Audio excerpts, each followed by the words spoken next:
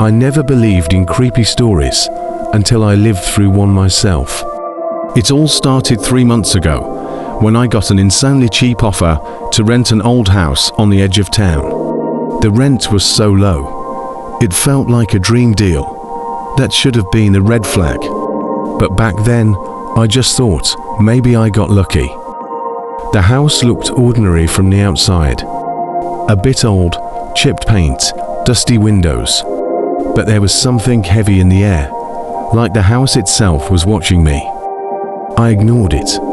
That first night, as I lay in bed, I heard it, a whisper. Soft, distant, but unmistakably real, like someone talking in the corner of the room. I got up, turned on the lights, searched the entire place. Nothing, no one. I told myself I was just tired. But the next night, it got louder, not just one voice, several. Laughing, crying, speaking quickly in overlapping whispers as if they were talking about me. I tried to ignore it. I slept with the lights on. But the whispers, they never stopped. The following week, things got worse. I started seeing shadows.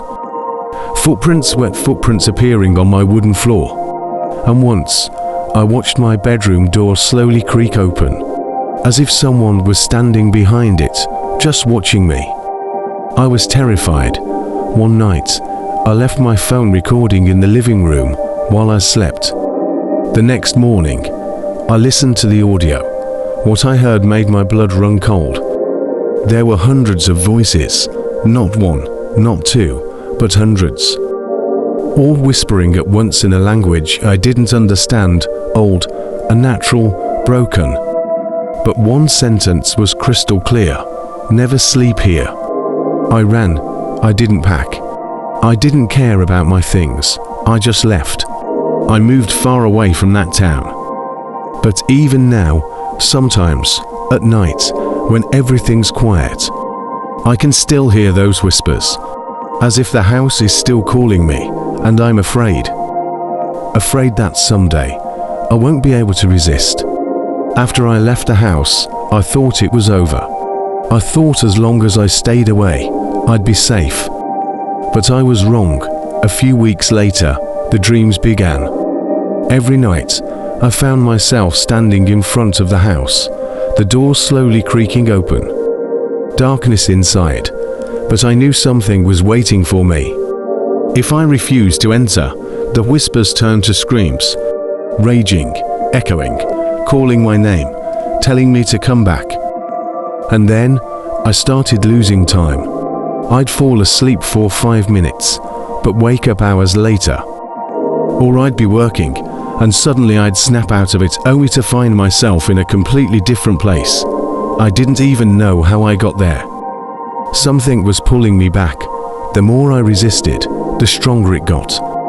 I tried to learn about the house. I asked around. Most people refused to speak. Some just walked away. But one old man, a mechanic, finally told me the truth.